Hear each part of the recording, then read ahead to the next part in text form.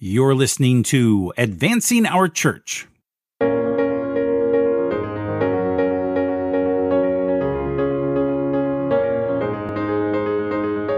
Welcome to Advancing Our Church, a Changing Our World podcast about Catholic stewardship, leadership, and advancement. And I'm your host, Jim Friend. Welcome back, everybody. We have another great show for you this week with our guest, Lisa Quist. But first, if you've been following the weekday readings this past week and again this past Sunday, you've undoubtedly noticed that Jesus has been talking a lot about money in the Gospels. And of course, as a community that is focused on stewardship and advancement, I couldn't pass this one by. Why does Jesus talk about money? Well, it's because it's a reality for all of us. It's a common denominator that we all share. Even in his day, money or some form of trading was the way people survived. So this past Sunday, we read this great story again about how Jesus observes the widow at the well and how she gave 2 small coins. And Jesus describes how she put more in the treasury than everyone combined because she gave all she had. John Paul II described what she did as the law of the gift. And I think it's a spirituality and an understanding that we all must know as journeyers on this road to Catholic stewardship. The law of the gift essentially says that we become fulfilled only when we learn how to give more completely of ourselves. We empty ourselves and trust that by following God's will, we will fulfill his plan for our lives. Now remember the scripture from Philippians chapter 2, 6-8. Though he was in the form of God, Jesus did not regard equality with God something to be grasped. Rather, he emptied himself, taking the form of a slave, coming in human likeness, and found human in appearance. He humbled himself, becoming obedient to death, even death on a cross. Those are some of my favorite scriptures, and I want you to meditate on a few of those this week. That great expression of stewardship is Jesus' sacrifice for us on the cross, the Son of God emptying himself for us, and in return, we have eternal life. That's why the widow's sacrifice is so important. She gave everything. And when we think about Christ's sacrifice for us in exchange for eternal life, it puts into perspective how we should be sacrificing for others.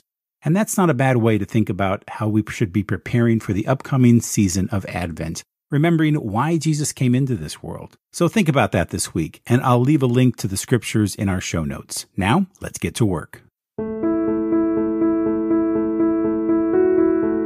As I said this week, I had the opportunity to reconnect with Lisa Quist, who has taken a new position with the Franciscan Friars of Atonement as the Executive Director of Mission Support. And we also had a conversation about year-end giving again this week. So I think you're really going to enjoy this conversation. And without further ado, here is Lisa Quist. We're live on Facebook. Welcome, Lisa. Welcome, everybody, to Advancing Our Church. How are you doing today, Lisa? I'm doing well. Thank you. Thank you, Jim, for having me. So glad to have you here today. I think it's been, we were together at the beginning of the year on a panel where we talked about fundraising in 2021. And I guess today we'll get to talk about how that all went for us, huh? Yes, exactly. Exciting. Different, yeah. So I'm going to go ahead for our those who are listening, introduce our guest, Lisa Quist. She is the Executive Director and Chief Development Officer for the Franciscan Friars of the Atonement. She recently joined the Friars just over a month ago. As the Executive Director, she provides strategic leadership of a comprehensive and multi-channel fundraising program that generates revenue to support the ministries of the Franciscan Friars of the Atonement. Prior to joining the Friars, Lisa served as the Chief Development Officer for the Edmundite Missions, located in Selma, Alabama, where she led all of their philanthropic strategies that supported the mission's transformative life-saving and life-changing programs. She also served as the leader of the gift planning division of the mission advancement team at the Maryknoll Fathers and Brothers, where she successfully led the major gift and plan giving program. Throughout her 12 years of leadership at Maryknoll, Lisa demonstrated her proven success in the areas of team development, project management, strategic planning, and the integrated donor relationship management. Lisa holds a master's degree in organizational leadership and has earned professional certificates in fundraising from Boston University and strategic human resource planning from the University of Michigan. She served as the vice chair of the National Catholic Development Conference and is now an advisory board member of the nonprofit alliance's Catholic Development Council. She is committed and dedicated to sharing her love of mission with others and to helping those most in need. Lisa is also the former religious education program coordinator of her local parish that was comprised of nearly 200 students, where she also serves on the pastoral council. Welcome again, Lisa. Great to have you here today. Thank you, Jim. Thank you for having me. I didn't realize that we both had a background in being religious education coordinators. I started my career as a youth minister, and then I coordinated religious education program for a parish for about 6 or 7 years. So it was a great start to so you never know how you're going to wind up in philanthropy. I didn't think I'd be going into philanthropy at that point, but here we are. Absolutely. And I did that on the side. So if you can recall how busy that type of role is. Yes, absolutely. Definitely takes up your time. 200 kids, absolutely. And the families and the sacramental preparation programs and the weekends and the retreats and stuff. It was a fun time in my life. Sometimes my wife would come in and we do some of the stuff together. But yeah, towards the tail end of it, I did that as well as another full-time job myself. So it was a great time. Then we had kids and we started our own youth ministry program at home. So there you go. Well, there you go. Yeah, it's rewarding. It's a rewarding experience too. Think of all of the students who go through the program who receive the sacraments. For me, that was always the most rewarding part. Yeah, exactly. I look back and some of them I've met, since then, years later, and they have their own kids and they still call me Mr. Friend. And I think, oh no, it's crazy. But yeah, no, a lot of great memories, a lot of fun, a great way to start. So tell us a little bit about the Franciscan Friars of the Atonement. Where are they based at? So we are based in Garrison, New York, but also the area is actually called Graymore. Okay. The Franciscan Friars of the Atonement actually is celebrating its 124th anniversary in 2022. And it's often referred to as the Holy Mountain. It is one of the most beautiful places. I've been fortunate because I worked on the grounds of the Independite Missions as well. And when I come here, you still get that sense of belonging. And when you pull up this mountain, truly it's a mountain. As you come up, you're surrounded by the Catskills, the beginning of the Catskill region. And it's just a spectacular area.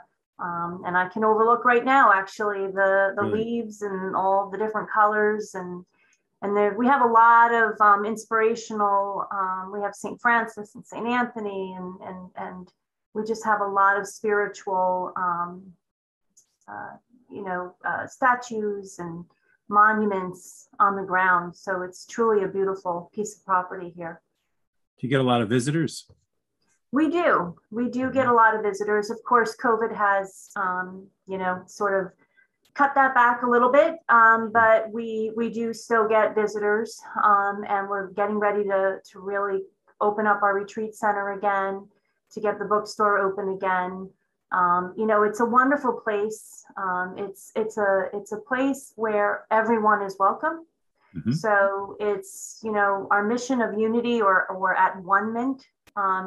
We continue to strive for, because, our goal and our mission is to heal divisions and to really find ways to bring God's people together. So a lot of people come to the Holy Mountain just to do that, to be able to be at one with themselves, at one with others, and at one with God. That's beautiful, beautiful. So is your mission centered basically where you're at, or does it have a wider reach? No, we definitely have a wider reach. It was our founder, Father Paul Watson, who was really inspired, back in 1893, when he was first, reading in the Bible, where he says, we joy in God through our Lord Jesus Christ, by whom we have now received the atonement. And so he made this our place where we would begin to share that message, to get that message across. And we are, throughout the United States, and then we are in Italy and in Japan and Toronto. We are continuing to deliver that message. And, our founder had chosen St. Francis of Assisi as his patron. And St. Francis said, we have been called to heal wounds. and to unite what has fallen apart and to bring home those who have lost their way. And I think in the world we live in right now, I think we've sort of have felt that for the last couple of years, that we've lost our way for sure. And so our ministries, they're current, they're life-saving. And, Father Paul Watson also devoted himself to St. Anthony of Padua, the wonder worker, and really relied on him. And we have beautiful devotionals to St. Anthony here that have touched people all around the world and continue to touch people around the world. And we have a variety of ministries that are doing that around the world, that are serving to this cause of unity in a variety of ways. So the friars do so much work in promoting that message, from healing and rehabilitation programs here at our St. Christopher's Inn, and also the Do Not Fear to Hope, which is our outreach for the HIV/AIDS support group. And then, of course, along with the pastoral work through the Holy Mountain Franciscan Retreat Center, we're able to offer retreats and educational programs year round. And you can find them. You can find the friars and parishes throughout the world, and fostering a spirit of ecumenism. And the friars are really devoted to ecumenism. Sometimes it's hard to get that word out, isn't it? Ecumenism, which began really back in 1908. Yeah. It was Father Paul Watson who actually established the octave of prayer for Christian unity. And now that is known as the Week of Prayer for Christian Unity, which takes place annually in January 18th through the 25th. So it's always that same week. And it's a reminder for us of bringing people together during that week of prayer. And it also brings us back also to what really is the greatest glory of Father Paul's life, which was the establishment of what we call the union, that nothing be lost. And that really just ties back to when with Jesus, with the gathering of the fragments that remained. And he said that, with nothing be lost, when he multiplied the 5 barley loaves and 2 fishes to feed the 5,000. So we live those words, that nothing be lost, every day. But, around the world, we are promoting the idea around the ecumenical and interreligious work. That's vital, that's promoting unity and an understanding of people of all faiths. And in Italy, in Rome, we have the Centro Pro Unione, which is where we have all our ecumenical research and other documents that's helping other religious institutes around the world to promote this idea of interreligious dialogue. But like I said before, our outreach is diverse. We've got a beautiful Graymore book and gift center. We've got the that Nothing Be Lost thrift shop, where all of the items that are sold there, all the proceeds go to help the men that are in our St. Christopher's Inn, which is a recovery community. Wonderful. So, of course, we have the San Damiano Farm, which is associated with the St. Christopher's Inn.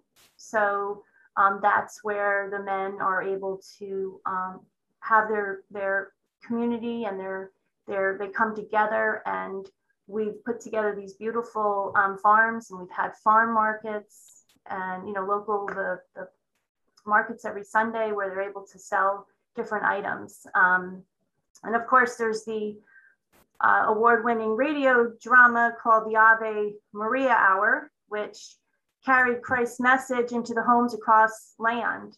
And that was revived in 1998. Are you familiar with the Ave Maria Hour? Yeah, I've heard it many times. Beautiful. Yeah, it's beautiful, and it's still enjoyed today. And we've actually just, we've been able to get them back up on YouTube and on our website, so people can really enjoy them. So It's truly an amazing place. It really is. It sounds like it. You know, yeah, the themes of unity, so important today when you see what's going on around the country with political unrest and racial unrest, and there could never not be a better time for your ministry, for your mission than there is today.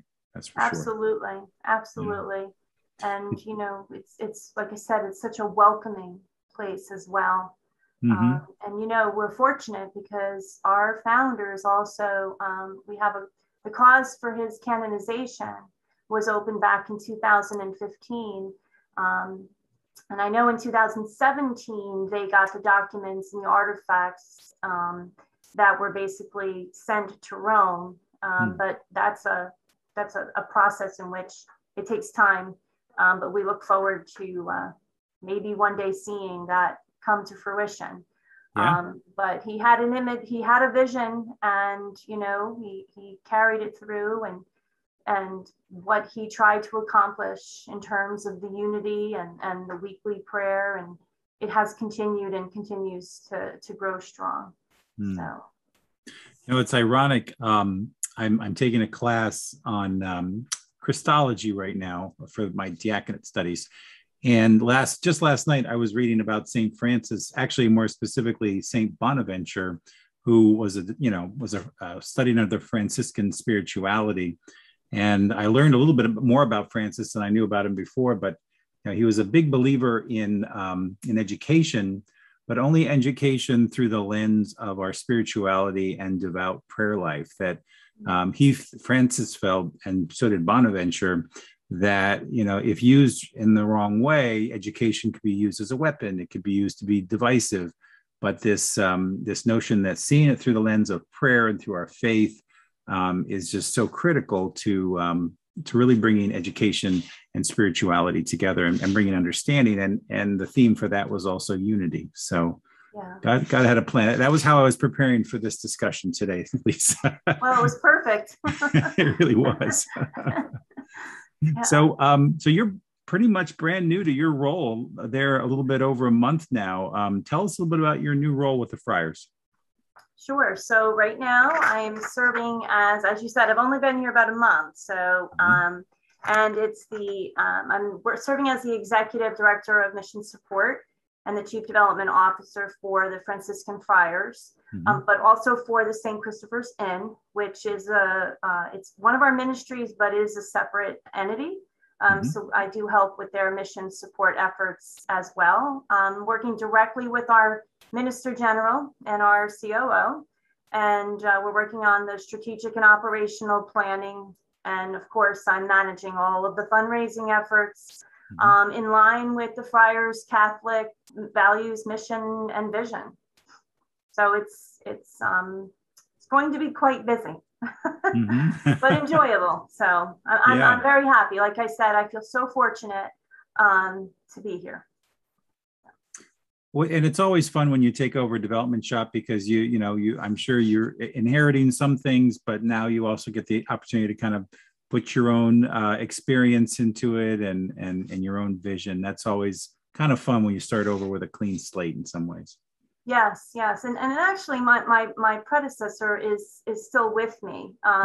She's moving on for a new journey, but she's actually with me for another 2 weeks. So she's been spending a lot of time, which has been wonderful with the history and then, some of the planning.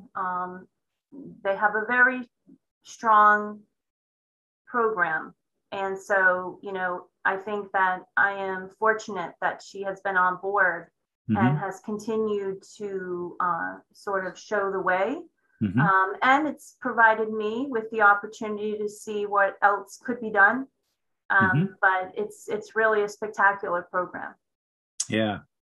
Well, it's interesting. As I looked at your credentials, your master's in organizational leadership, I'm sure has served you well as you've worked with different kinds of organizations.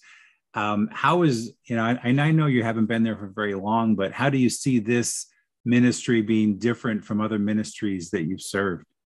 Sure. I've really been so fortunate. I've had the privilege of working with the Maryknoll Fathers and Brothers, the Edmundite Missions, and now, of course, the Franciscan Friars of the Atonement.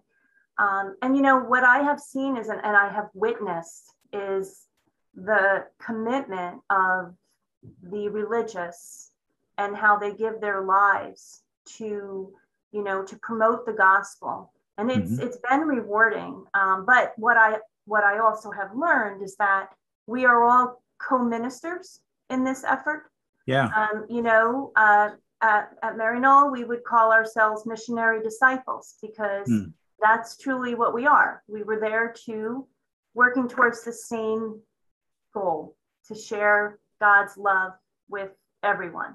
And now here I am at you know, at the Franciscan Friars, and it's still the same message. We're being called, you know, co-ministers, which means the same thing, because we're all working towards the same, you know, vision and mission. And at the Edmundite Missions, we were committed to the same kind of mission, because that was through the corporal works of mercy, ensuring that no one went hungry, that everyone was given the opportunity to live out their lives, to have their own vocation, and to do so with dignity. So it's really been such a mix of experience, but all of the programs are working towards the same goal of really just sharing the gospel, and to be able to help and serve others the way we were all put on this earth to do so. And you speak it so well. You know, as you're talking, I'm just reminded that those of us that have served or do serve in Catholic missions, it's more than just another fundraising job. It's part of our Catholic identity. It's a part of who we are as people.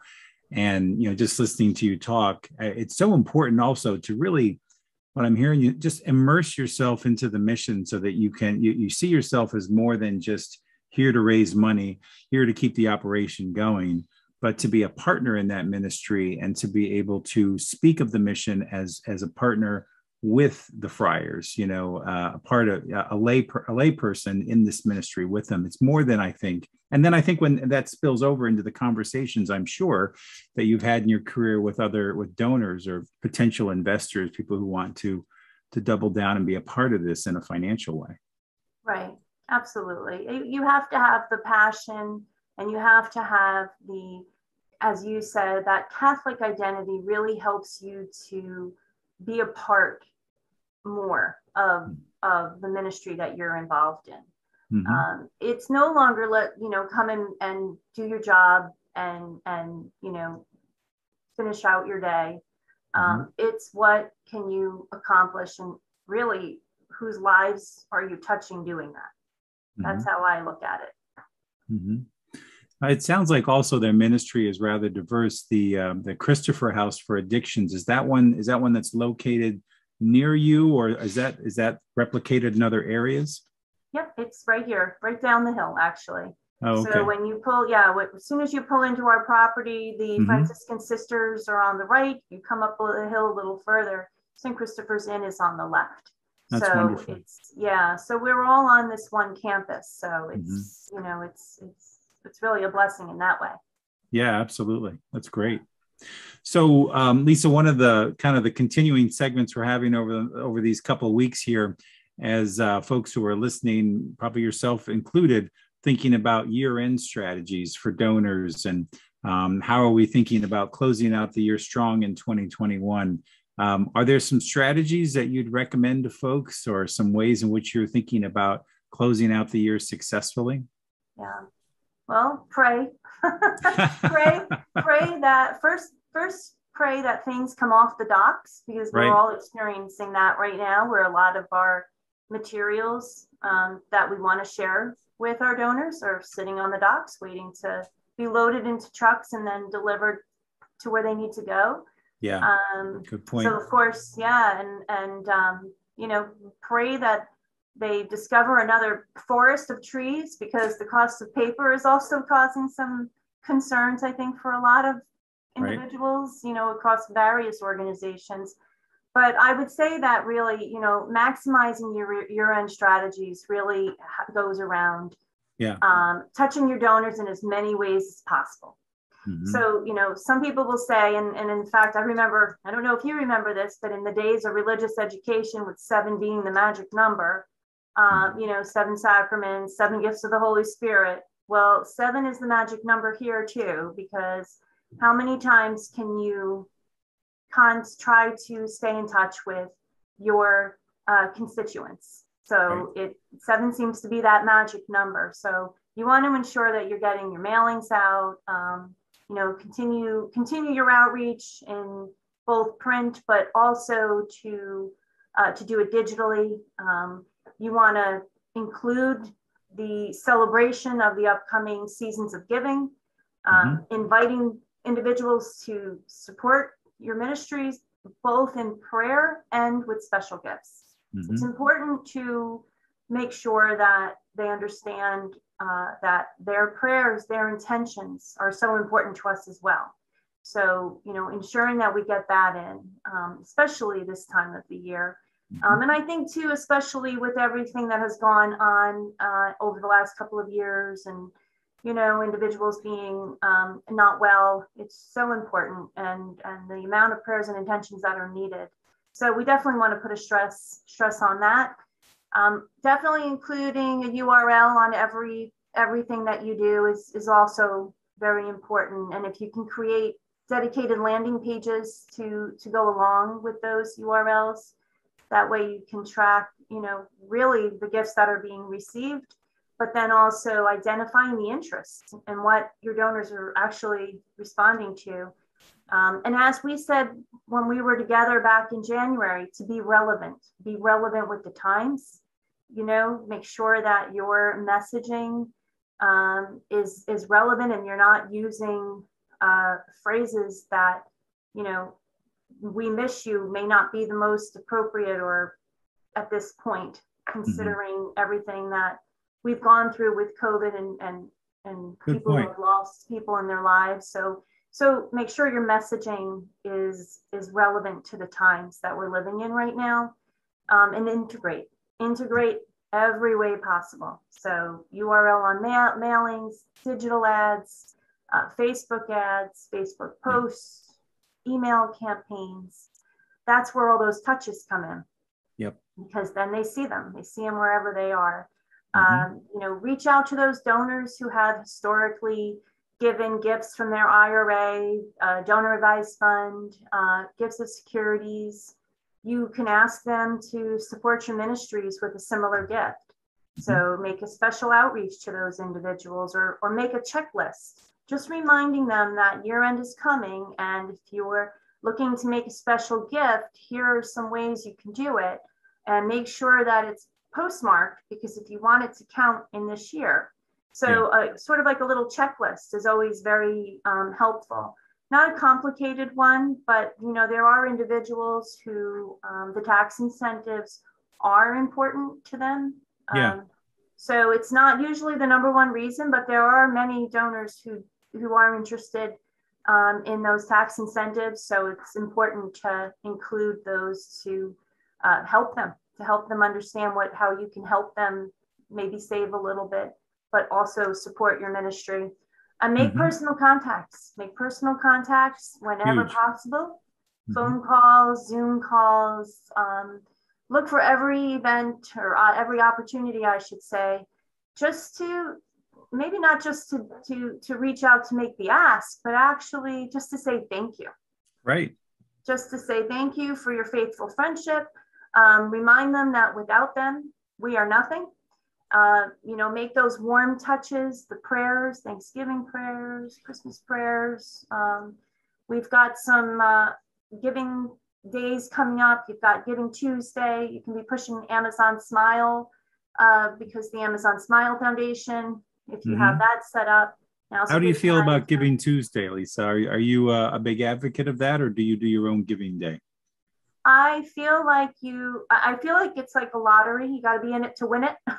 To be honest You're with right. you, I think that we all need, in our own way, to go out on Giving Tuesday with our own message. I know, at the Edmundite Missions, we kicked off Giving Tuesday with the season of giving, and then each week focused on a theme. and, around the pillars of our mission. Yeah. And this year I would, be looking to do something similar. It's not just about Giving Tuesday, but it's about that whole season that really kicks off on Giving Tuesday. Right. I had more success with that last year than I have had with Giving Tuesday in the past. So I think it's because Giving Tuesday is such a wonderful day, but I also feel like there's so many opportunities and so many ways.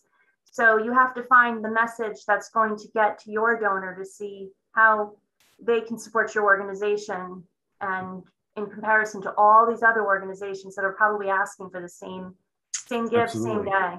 So, and promote your success. Use social and email, and if you have relationships with local papers and resources, get your message out. That way as much as you can. And utilize your board, of course. The board is there. If you have a board, definitely ensure that they're participating and supporting your ministries. And of course, we have to plan for the as we're closing out one year, we're already, well, most of us are actually in July when it comes to direct mail, but in terms of planning for the continued success for 2022, we have to do that now and consider some of the things that we sort of opened the conversation about jokingly about, the uncertainties of the increased costs of the paper and the delayed mailings, but prepare now, don't wait. So have a backup plan, start thinking about what to do if for whatever reason you can't make that mail date, or if you have to reduce your quantities, have a backup plan in place so that you don't have to have a whole entire campaign not perform as well because of these other uncertainties. So I think that's probably a biggie right now, since a lot of organizations are sort of going through the same thing. So it's like you're still fundraising for this year, but you got a plan already for next year. Yeah. So. Yeah.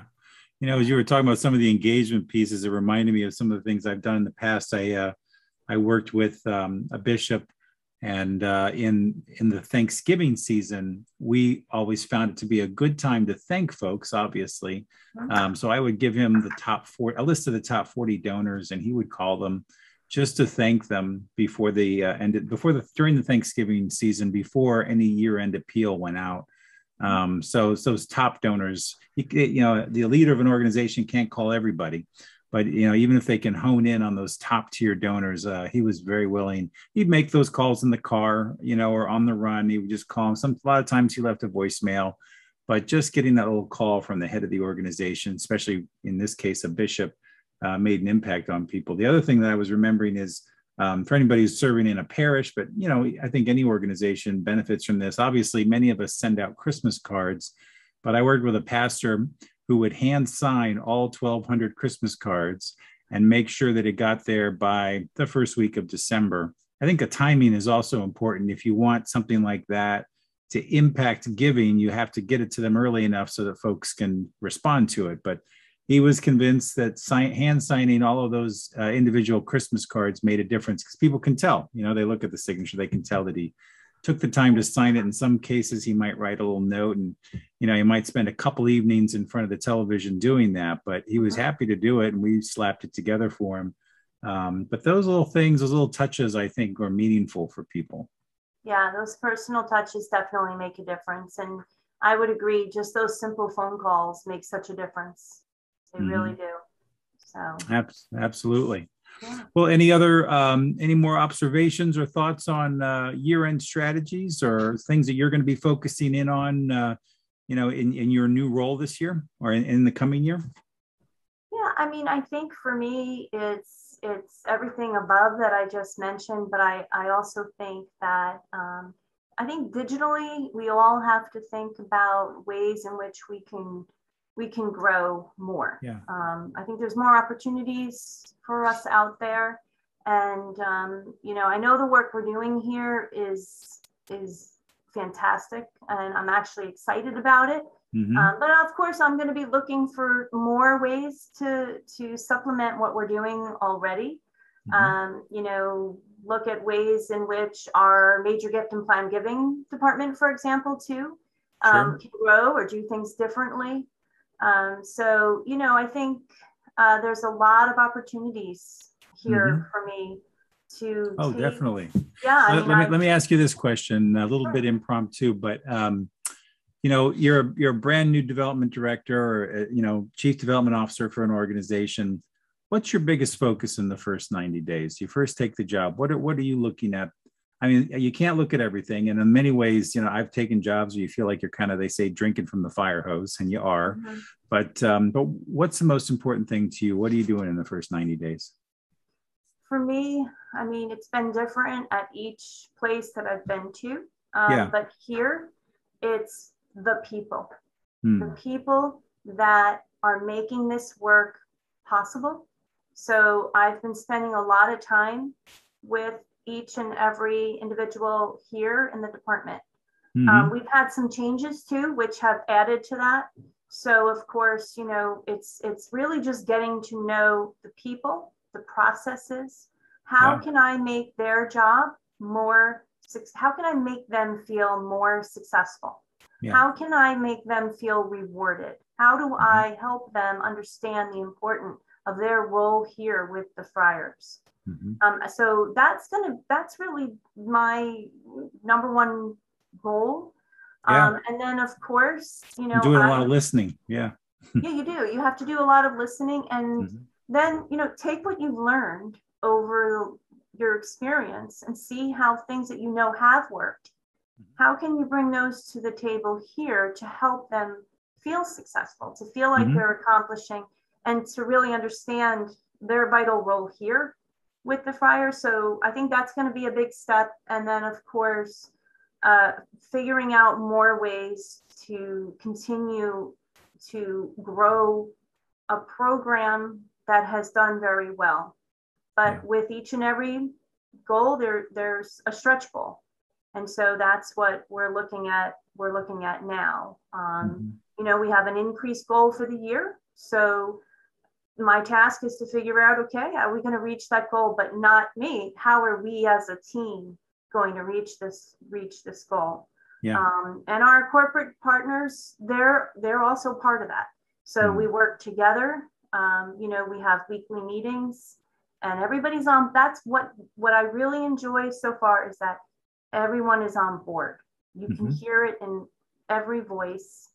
And when you have the corporate partner on the other side, and you feel like you're sitting with the same person who's here in the office, that it's moving in the right direction. So that's, I think that's something that I'll be really looking to continue, and to just keep going, keep moving it forward together. So. That's awesome. Well, I can see why you got the job. I didn't mean to give you another interview question in the middle of that. No, that's okay. But that was great. So you mentioned corporate partners, and you don't see a lot of corporate partners with religious organizations. Can you tell me a little bit more about that? Well, these are long-term organizations that have been working with the Catholic nonprofit. Yeah. So they're the leaders in the fundraising industry for the Catholic nonprofit arena. So and they have been working together here with the friars for many years. So it's a nice, strong relationship, and like I said, you can tell, because I really do feel like I'm just sitting with someone who's part of this home office right here. So.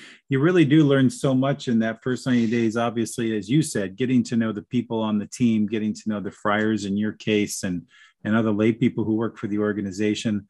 And I've always also found it, and I know you do too, just when you hear what the donors have to say about the organization and why they support it, I think it's helpful also to help you develop your case for support, and how you articulate it from some of, from the almost the language and the words of some of the greatest supporters that are a part of the organization already. What is it that got them involved? Why did they stay involved? What's it about the mission? You learn a lot, I think, from looking both on the inside out and on the outside in. Yeah. And I was only here a week and a half. Yeah. We had our annual Sharing Hope dinner in New York City. Oh, nice. Yeah, there were 170 donors present. So it was a perfect opportunity for me to get to know some of the donors. And so I was able to walk around and try to greet and say hello to as many as I could. And it was just wonderful. And you can feel that sense of belonging and that sense of commitment to, to the Franciscan Friars of the Atonement. And everyone is there because of that commitment. So. It's that shared mission. Absolutely. Yeah. Well, Lisa, thank you so much for being on the podcast today. I really appreciate it. I learned a lot from you, and I know that other folks here that are listening today did as well. Thank you. Thank you. And being that I'm only here a month, I know that I sort of rambled on about the work that we're doing here, but I welcome everyone to visit atonementfriars.org if you really want to learn more about the work we're doing here. Yeah, absolutely. And I will leave a link in the show notes to Lisa, as well as the Friars, so that you can reach out to Lisa and learn more about the Friars. So thank you again. Sam. Wonderful to see you. Thanks so much for inviting me. Absolutely. Take care. God bless. Thanks. Bye-bye. I want to thank Lisa Quist for being on our show this week and for sharing your wisdom and experience on year-end giving, and God's blessing on your new job, Lisa. The Friars of Atonement are certainly in good hands. And if you'd like more information about Lisa or the Franciscan Friars, please visit our episode's homepage at advancingourchurch.com, and I'll leave some links in the show notes. Well, that's our show this week. Many thanks to the Changing Our World podcast team and to Podastery Studios for another great show. If you'd like to help our show, please leave us a rating wherever you download this podcast. And for more information about our show and where to find us, please visit us at advancingourchurch.com. You can follow us on Facebook, Twitter, Instagram, or YouTube. Advancing Our Church is a production of Changing Our World, and we are a fundraising and social impact consulting firm that has been advising both nonprofits and corporations for more than 2 decades. For more information, please visit us at changingourworld.com. Well, that's it for me, everybody. Have a great week. Take care, and God bless.